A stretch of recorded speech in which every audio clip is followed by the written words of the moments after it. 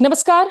आज बात करेंगे हम मोदी सरकार के बजट की। तीसरी बार मोदी सरकार सत्ता में आई है। निर्मला सीतारमण वित्त मंत्री ने बजट एक बार फिर से पेश किया है। इस बजट में खास करके जो डेवलपमेंट सेक्टर्स हैं, अगर शिक्षा स्वास्थ्य की हम बात करें, इन सब सेक्टर्स में आखिर क्या कुछ बदला है। टैक्सेस को लेकर लोगों में काफी शिकायतें नजर आ रही हैं। तमाम मुद्दों पर बातचीत करने के लिए डॉक्टर अरुणा शर्मा मेरे साथ मौजूद हैं। आप डेवलपमेंट इकोनॉमिस्ट हैं और गवर्नमेंट में सेक्रेटरी स्टील भी रह चुकी हैं। बहुत शुक्रिया मैम आपका हमारे साथ जुड़ने के लिए। बहुत बहुत धन्यवाद मुझे बुलाने के लिए। मैम, अगर शुरुआत कर सकूं मैं, जो ओवरऑल बजट को आप कैसे देख रही हैं, क्या नया नजर आया इस बजट अगर आप ओवरऑल बजट को देखें तो सबसे बड़ी बात है जो इन्होंने इकोनॉमिक सर्वे कल रिलीज किया था, उसमें एक्सेप्ट किया है कि समस्याएं क्या है। सबसे बड़ी चीज है कि अनएम्प्लॉयबिलिटी 50% यूथ को है। मतलब जो स्किलिंग पिछले एक डिकेड से हो रहा था उसका इम्पैक्ट नहीं है, ये एक्सेप्ट किया गया है। ये भी एक्सेप्ट किया गया है कि 8 करोड़ जॉब्स हर साल आपको लाने पड़ेंगे। ये भी एक्सेप्ट किया गया है कि हमको एग्रीकल्चर का प्रोडक्टिविटी बढ़ाना पड़ेगा। तो ये एक बहुत पॉजिटिव गेन है, क्योंकि कभी भी सुधार की पहला कदम होता है एक्सेप्ट करो कि हम कहाँ खड़े हैं। और चूंकि हमारा सेंसस नहीं हुआ है और कोई रिलायबल हमारे पास डेटा भी नहीं है, एक्सेप्ट जो आरबीआई भी रिलीज करती है ग्रोथ रेट का, उसमें डिस्क्रिपेंसी ऑफ नंबर्स बहुत ज्यादा है। कि जो ग्रोथ रेट आरबीआई कहती है, जो आईएमएफ कहता है, जो गवर्नमेंट कहती है, तो हम एक एवरेजिंग ले लें कि हम 6 to 7% जीडीपी ग्रोथ रेट पे चल रहे हैं। तो अगर हमको एक इंक्लूसिव ग्रोथ करना है तो हमें 10% पे जाना है। तो ये एक पहला कदम है कि आपने इसको एक्सेप्ट किया है। आप एक्सेप्ट करने के बाद उसको करेक्ट करने के लिए क्या क्या आप बजट में प्रोविजनिंग कर रहे हो, तो किस तरह की आप दिशा दिखा रहे हो, ये बहुत ज्यादा जरूरी है। तो इसमें अगर अगर हम देखें तो 70% पॉपुलेशन एग्रीकल्चर में है, परंतु बजट में आपने इनपुट कॉस्ट को कम करने के लिए, जिसमें या तो जीएसटी रिडक्शन की कोई जो में इंटर मिनिस्ट्रियल कमिटी बनाई गई है, उसमें एग्रीकल्चर इनपुट कॉस्ट को रेफर करके जीएसटी को रैशनलाइज करने की कोई बात नहीं है। ना हर तरह के क्रॉप में एमएसपी की बात है। मैं ये बात इसलिए कह रही हूँ कि अगर आपको प्रोडक्टिविटी बढ़ानी है तो आपको क्रॉपिंग पैटर्न फिर से हिंदुस्तान का बदलना पड़ेगा, जैसे ग्रीन रेवोल्यूशन में किया गया था। क्योंकि अब हमें भुखमरी की प्रॉब्लम नहीं है, अब हमें कम जमीन पे ज्यादा से ज्यादा प्रोड्यूस करना है। और ये बात मैं इसलिए कह रही हूँ कि मुझे खुद को आश्चर्य हुआ जब मैं आंकड़े देख रही थी कि चाइना, हम कहते हैं कि हमारे यहाँ लैंड होल्डिंग कम है इसलिए प्रोडक्टिविटी कम है। चाइना में लैंड होल्डिंग हमसे 1/3 है और प्रोडक्टिविटी हमारी उनकी 3 टाइम्स ज्यादा है। तो अब जमीन छोटी होना इज नॉट द इश्यू। इन्होंने डिजिटाइजेशन ऑफ लैंड रिकॉर्ड्स की बात की है, जो ऑलरेडी हो चुका है। देखते हैं हर राज्य में लैंड रिकॉर्ड्स डिजिटाइज हो चुका है, हमको पता है कौन ओनर है, कौन फार्मर है, क्या लगाता है, और जो पटवारी पुराना सर्वे करता है कौन सा क्रॉप लगाता है। तो ये डेटा डिजिटाइज फॉर्म में आज हमारे पास अवेलेबल है। डोनर आपके पास टेक्निक्स अवेलेबल है, जहाँ अब पटवारी जा जा के कौन सा क्रॉप लगाए देखने की जरूरत नहीं है। उस आईटी टेक्निक को ड्रोन के थ्रू हम यूज कर सकते हैं और उसको हम इस्तेमाल कर सकते हैं करने के लिए। तो जरूरी ये है कि उसमें जो केवीकेस थे हमारे कृषि विज्ञान केंद्र, उनको फिर से एनहांस करने के बारे में एग्रीकल्चर डिपार्टमेंट के बजट में वो नजर नहीं आया। परंतु इन्होंने जो बात कही है उसको फ्लैग किया है, जो वो एक अच्छी बात है। फिर अगर हम आगे चले यूथ की बात करें, जो एम्प्लॉयमेंट की बात है, तो ये कहा गया है कि हम आने वाले 5 सालों में 4 करोड़ एम्प्लॉयमेंट देंगे। बट जो इकोनॉमिक सर्वे भी खुद कह रहा है कि हमको हर साल 8 करोड़ चाहिए। अब हर साल 8 करोड़ जॉब्स अगर हम नहीं क्रिएट करते हैं तो हमारा डेमोक्रेटिक डिविडेंड जो है वो लायबिलिटी बनता जाएगा। मैम, कहाँ इनफैक्ट जाएंगे वो? ये जो 4 करोड़ जॉब्स की भी बात है, उसमें भी अभी कुछ देर पहले कांग्रेस की प्रेस कॉन्फ्रेंस हुई थी। उसमें हम्म। पूर्व वित्त मंत्री कांग्रेस के नेता पी चिदम्बरम साहब मीडिया से मुखातिब हुए। उन्होंने भी इस पर कुछ बातें कही। उनका ये कहना है कि जो सीएमआई है, जिससे जो डेटा एजेंसी है हम्म। जिससे अनएम्प्लॉयमेंट को लेकर डेटा मिलती है, उसके हिसाब से अनएम्प्लॉयमेंट ऑल इंडिया रेट अभी 9.2% है। और उनका कहना है कि बजट में जो ये दावे किए गए हैं कि कम से कम 2,90,000 लोगों को, सॉरी, 290 लाख करोड़। पीपल, दो हाँ, करोड़ 90 लाख लोगों को फायदा होगा, नौकरियां मिलेंगी, ऐसी कोई स्थिति बनती हुई नजर नहीं आ रही है। It's too little too late. तो आगे चलकर 8 करोड़ नौकरियों की जरूरत, वो तो आगे की बात है, लेकिन फिलहाल अभी जो अनाउंसमेंट है, क्या उससे आपको लग रहा है कि ये 3-4 करोड़ की नौकरियां भी बन पाएंगी? देखिए अगर तरीके से चलो तो बन सकती है। जैसे आप एमएसएमई सेक्टर की बात किया है, जो अपोजिशन क्लेम कर रहा है कि उनके मैनिफेस्टो से उठाया गया है, बट अगर हमें मैनिफेस्टो से मतलब नहीं है, हमें सरकार से मतलब है, हमें डिलीवरी से मतलब है। कि अगर एमएसएमई के माध्यम से आप इंटर्नशिप से जॉब क्रिएट करते हो, जो स्किलिंग का फंड है वो एमएसएमई से कनेक्ट करते हो, ये बात मैं हमेशा कहती आई हूँ कि वहां पे आप दो दो अप्रेंटिस लगाओ तो वो एम्प्लॉयबल यूथ बनेगा और आप जॉब्स क्रिएट कर पाओगे, क्योंकि आज एमएसएमई को ही हैंड होल्डिंग की जरूरत है। परंतु अभी जो आपने कहा है कि हम 100 करोड़ का फंडिंग देंगे उनको एक्सपैंड करने के लिए, उनको करने के लिए, बट उसमें एक राइडर ये है कि आप डिफॉल्टर नहीं होना चाहिए। बट डीमोनेटाइजेशन और पेंडेमिक के बाद सबसे ज्यादा जो उबर नहीं पाए हैं वो एमएसएमईज है। तो चूंकि वो उबर नहीं पाए तो वो डिफॉल्टर है, तो वो गाड़ी ही उनकी शुरू नहीं होगी। तो अभी जरूरत है कि उनको soft loan, less interest rate पे अवेलेबल कराएं, क्योंकि नौकरियां वहीं पैदा होने वाली है। क्योंकि जितने एमएसएमईज हम स्प्रेड करेंगे उतना वेल्थ भी अर्बन से रूरल को जाएगा, उतने जॉब्स क्रिएट होंगे, उतना आगे बढ़ेगा। तो 2 करोड़ जॉब्स क्रिएट करना या 4 करोड़ जॉब्स 5 साल में क्रिएट करना इम्पॉसिबल नहीं है। हमारे पास चाइना का एग्जाम्पल है। जब उनके पास डेमोग्राफिक डिविडेंड था, उन्होंने ट्रांस विलेज इंडस्ट्री बना के कितने जॉब्स क्रिएट किए कि वर्ल्ड मार्केट पकड़ लिया। तो करने को अगर हम फोकस्ड रहे कि हमको एकदम क्वालिटी जॉब पकड़ के आगे चलना है, तो हम्म। हम कर सकते हैं। तो हमारी पॉलिसी पूरी उस तरफ फोकस होके चलती रहे कि उनको सॉफ्ट क्रेडिट मिले, मार्केटिंग एक्सपर्ट के हाथ में आ जाए, क्वालिटी प्रोडक्ट्स मिले, मार्केट रिसर्च मिलता रहे, मॉडिफाई करते रहे वो जॉब्स को, वो ट्रेडर ना बने। आज हमारे मैन्युफैक्चरर्स ट्रेडर्स बन गए।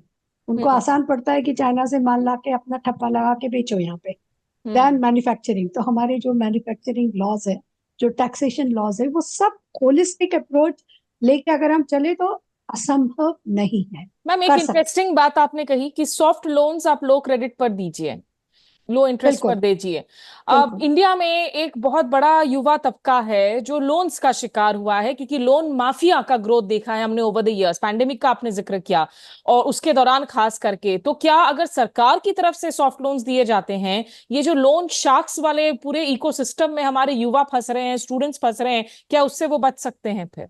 देखिए ऐसा है कि तीन तरह के ऑपरेटर्स हैं। एक है बैंकिंग सिस्टम, एक है नॉन बैंकिंग सिस्टम जिसमें एनबीएफसीज और माइक्रो फाइनेंस आता है, और तीसरा है फिनटेक सिस्टम। ठीक है, जहां से क्रेडिट मिलता है सबको। अब आप ये समझ लीजिए कि जो बैंकिंग सिस्टम है उसमें बैकएंड सब्सिडी गवर्नमेंट में जो पुराने स्कीम्स थे, जहाँ पे चाहे एग्रीकल्चर लोन हो चाहे इसके लिए सब्सिडी दी जाती थी, वो आपको बैकएंड सब्सिडी मिलती थी, हाउसिंग के लिए मिलती थी, तो वो सब बैकएंड सब्सिडी मिलती थी कि आप अपना किस्तें भरते जाइए और आपको लास्ट किस्तों में ऑफसेट होता जाएगा वो। इस तरह की सब्सिडी पैटर्न था। और जो माइक्रो फाइनेंस और फिनटेक देती है वो मार्केट रेट्स पे देती है।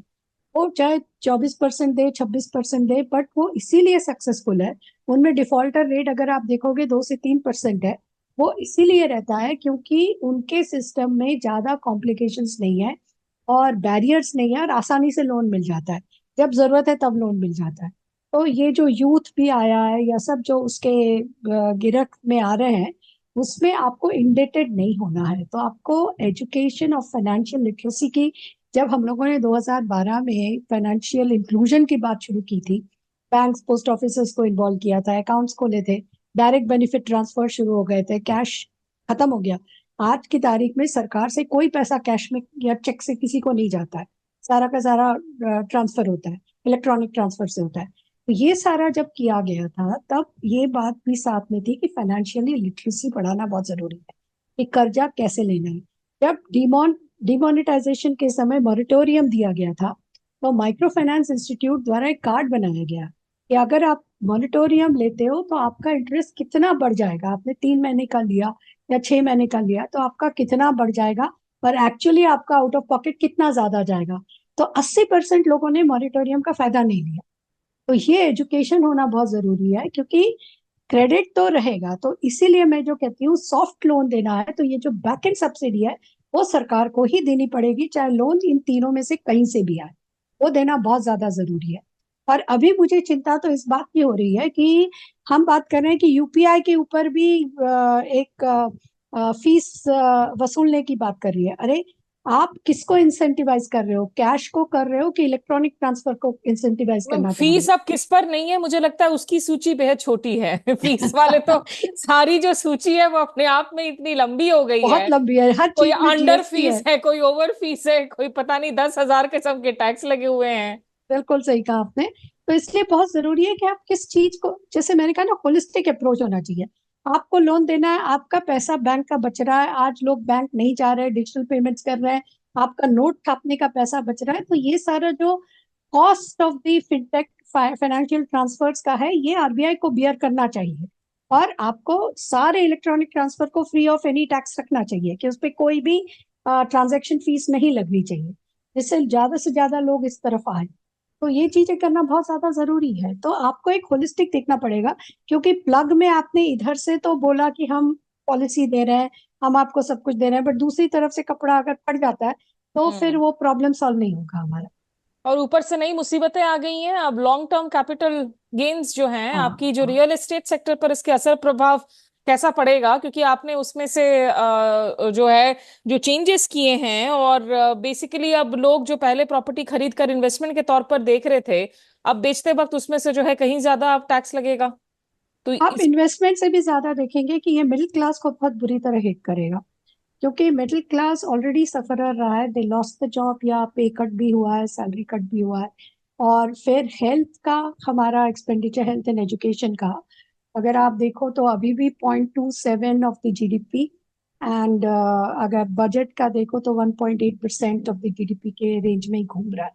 तो दोनों मिला के, तो अगर हम इसी रेंज में रहे तो मिडिल क्लास का out of pocket expenses health पे भी है, एजुकेशन भी है, क्योंकि उन लोग वहां सब स्टैंडर्ड नहीं कर सकते हैं, वो बच्चों को अच्छे से अच्छे स्कूल में डालना चाहेंगे, खर्चा करना चाहेंगे, फिर इन्फ्लेशन उनको हिट कर रहा है। और जैसा कि आपने कहा कि अब कैपिटल गेन टैक्स बढ़ने से मिडिल क्लास जो है वो एक घर बेच के ही दूसरा खरीद सकता है। वो इन्वेस्टमेंट के तौर पे चार पांच छह घर नहीं लेता है। वो बहुत अपर अपर अपर अपर मिडिल क्लास की बात करें तो वहां हो सकता है, अदरवाइज नहीं हो सकता है। तो अगर आप इसमें हैवी कैपिटल गेन टैक्स लगा दोगे तो फिर आपका रियल एस्टेट पे इसका फर्क पड़ेगा। हम्म। रियल एस्टेट की कीमतें, मैम मतलब इतनी इंडेक्सेशन को कम हटाने बढ़े। के पीछे आर्ग्यूमेंट क्या लग रहा है आपको, क्यों हटाया इन्होंने? नहीं देखिए, ऐसा है, आर्ग्यूमेंट ये था कि आप उसको अगर इंडेक्सेशन हटा दोगे तो उन्होंने सोचा कि शायद रिटेल मार्केट में ज्यादा प्रोडक्ट्स अवेलेबल रहेंगे और ओवरऑल प्राइस रिटेल जो जो बिल्डर्स की है वो गिर जाएगी। But it will not happen, कि उन्होंने सोचा इसमें डिमांड एंड सप्लाई हो जाएगा, लोग पुराने घर बेच नहीं पाएंगे, तो हम्म। अगेन आपको दिक्कत हो जाएगी, हम्म। क्योंकि आपका सप्लाई साइड स्क्वीज होना शुरू हो जाएगा। तो लॉजिक आपका ठीक था कि ओवरऑल शायद रिटेल मार्केट जो बिल्डर्स का मार्केट है वो सारा थोड़ा कम हो जाएगा, रेट्स गिर जाएंगे, but it doesn't look like that. ये सवाल इनफैक्ट मैंने कांग्रेस के सुप्रिया श्रीनेट को भी पूछा था, जो पहले इकोनॉमिक जर्नलिस्ट भी थी, और जी। उन्होंने क्या जवाब दिया वो भी दर्शकों को सुना देते हैं, क्योंकि उन्होंने संकेत दिया, हालांकि अभी लिमिटेड रिस्पांस दिया था, कि शायद इससे आगे चलकर जो है और ज्यादा ब्लैक मनी वाले जो ट्रांजैक्शंस हैं वो ज्यादा बढ़े, ना कि देखिए, वाइट आप ट्रांजैक्शन। जब भी टैक्स बढ़ाओगे, देखिए, जब I was in that high level committee of digital payment, हमारे 87 में से 85 रिकमेंडेशन के तो आदेश निकल गए, आपका आरटीजीएस नेफ्ट सब 24/7 हो गया, इस तरह के कई चीजें हो गई। परंतु जो हमने कहा था कि टैक्स इंसेंटिव दो, अगर मैं सारे पेमेंट डिजिटल कर रही हूँ तो मुझे 5% का टैक्स इंसेंटिव दो। तो वो नहीं होने से क्या हो रहा है कि सबसे बड़ा अफसोस ये है कि जब हमने कमिटी बनाई थी तब मार्केट में डीमोनेटाइजेशन के समय ये फिगर सब पब्लिक में है कि 15 लाख करोड़ कैश मार्केट में घूम रहा था उस समय। और अगर आप अभी देखो तो 36 लाख करोड़ है। अब ये कैसे बढ़ा बताओ? 15 लाख करोड़ पूरा का पूरा अकाउंट में आ गया था उस समय। मतलब अगर ब्लैक मनी था तो आ चुका था, आपके सिस्टम में आ चुका था। अगेन कैश हैज कम, मतलब आप टैक्स चोरी, only reason for that is आप direct and indirect tax, that is your income tax and GST and other taxes को बचाना चाहते हो, इसलिए आप कैश मार्केट में जा रहे हो। तो अगर आप इसको नहीं करोगे, आप इसको फेयर करोगे, आप इंसेंटिवाइज करोगे डिजिटल पेमेंट्स को, तो ये 36 लाख करोड़ श्रिंक होता जाएगा। और जो आरबीआई अभी सही कह रही है कि धीरे धीरे नंबर ऑफ नोट्स जो छापते हैं वो कम करना शुरू करेंगे, which is a correct step RBI is doing. और अगर होलसेल में वो जो बैंक्स को पैसा देती है वो कैश न जाके सीबीडीटी के रूप में जाएगा, रिटेल में यूपीआई चलता रहेगा, तो it will work out very well. The system will then slowly, ये 36 लाख करोड़ जब तक नोट, शायद मेरे ख्याल से 10 या 15 लाख उसकी लाइफ होती है एक नोट की, उसमें ये खत्म हो जाएगा सारा। बट द प्रॉब्लम लाइज है कि जो इन लोग कह रहे हैं कि इससे हमको रिलीफ मिलेगा और ब्लैक मनी बढ़ेगा, तो देन इट इज वरीसम। अगर जो इनका सोच है अगर वो उस डायरेक्शन में जाता है, देन इट इज वरीसम। इसको फिर से सोचने की जरूरत है।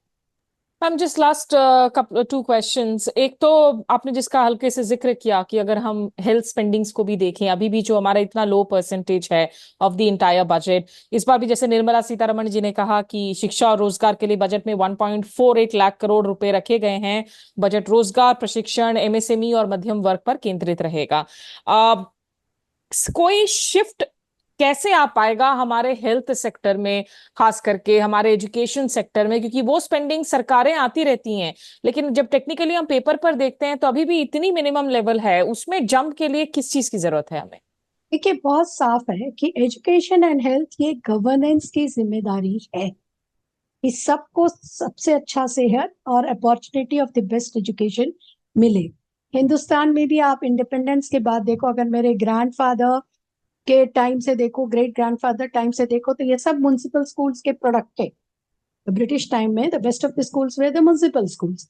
फिर हमारे फादर के time it was the government colleges, हम मेरे मेरे ब्रदर के टाइम में it was the government colleges. मेरे बेटे के टाइम में प्राइवेट कॉलेजेस ज्यादा आना शुरू हो गए।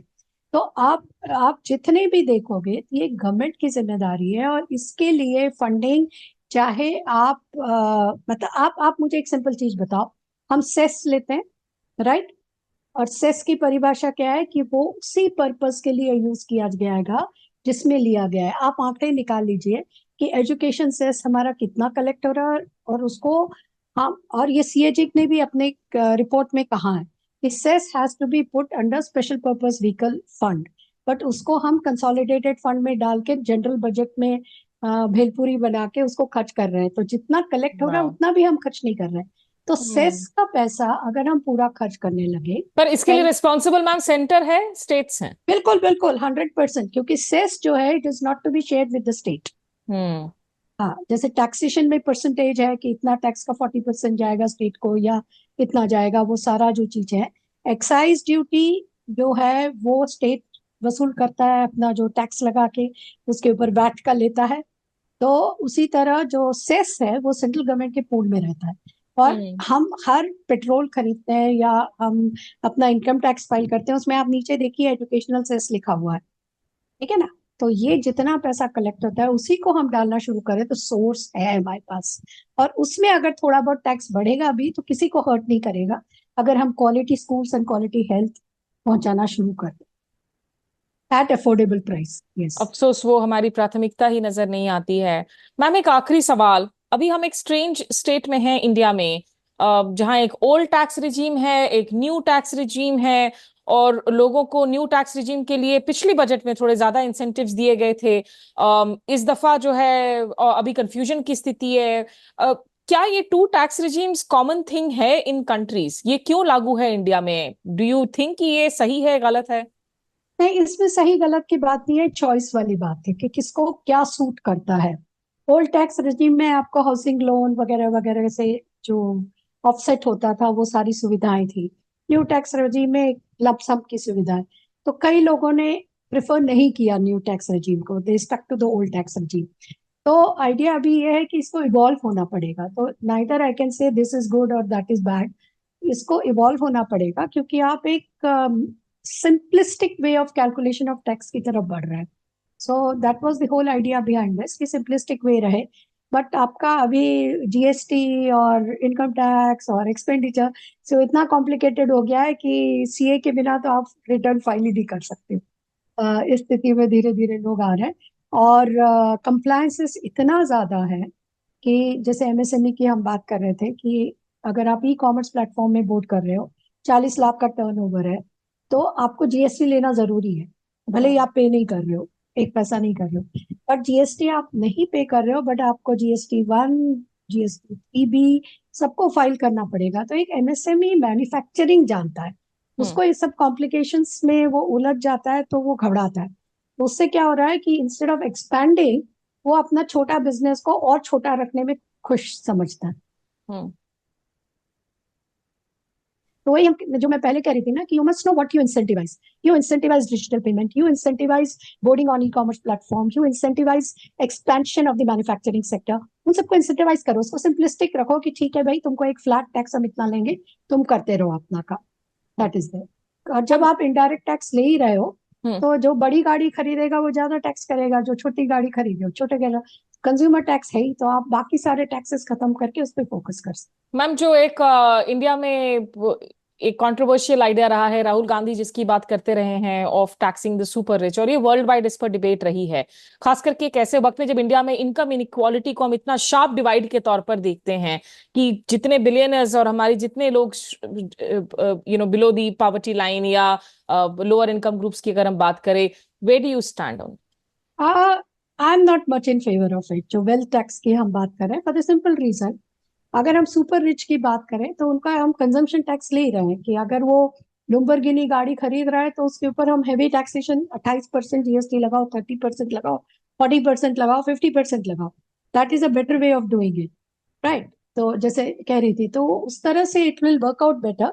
क्योंकि इतना भी बहुत जरूरी है कि जो लोग बड़ा इन द सेंस उनका बिजनेस बड़ा है, हम वो चाहते हैं कि उनकी जो अर्निंग्स हो वो वापस फ्लो बैक करें into the expansion of their business. तो उससे प्रोडक्शन बढ़ेगा, एम्प्लॉयमेंट तो कम बढ़ेगा क्योंकि वहाँ ऑटोमेशन ज्यादा बढ़ेगा बड़ी कंपनीज में, एमएसएमईज में ज्यादा एम्प्लॉयमेंट बढ़ेगा।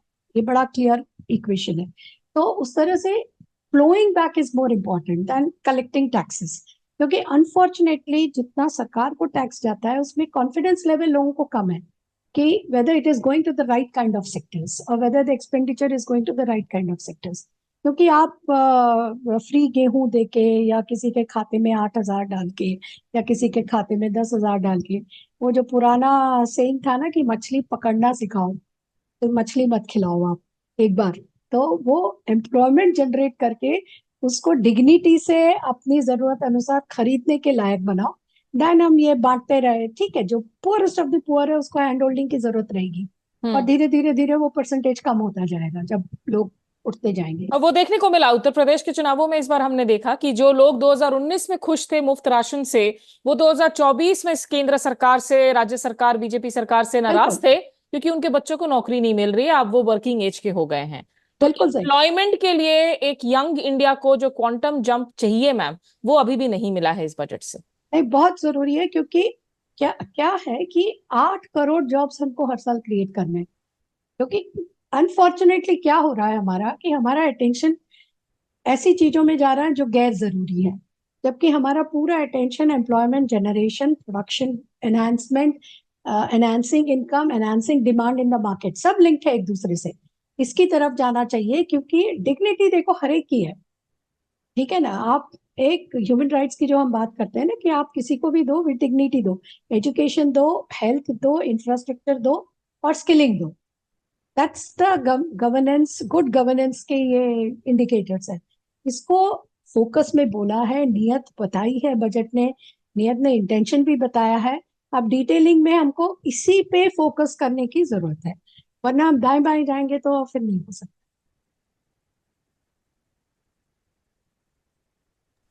बहुत शुक्रिया आपका डॉक्टर अरुणा शर्मा, वक्त निकालने के लिए। आप आरबीआई की हाई लेवल कमेटी की भी सदस्य रही हैं और तमाम मुद्दों पर आपने काम किया है। तो देखना होगा कि सरकार की सोच और हकीकत में जो खाई है वो पाट पाती हैं या नहीं, और खास करके बेरोजगारी को लेकर क्या सही में झुंझुना पकड़ाया गया है या कम से कम एक रास्ता दिखाया गया है, और नौकरियां बनेंगी या नहीं, ये कुछ वक्त इसे लगेगा परखने के लिए। बहुत शुक्रिया आपका मैम हमारे साथ जुड़ने के लिए। धन्यवाद। नमस्कार। आदाब।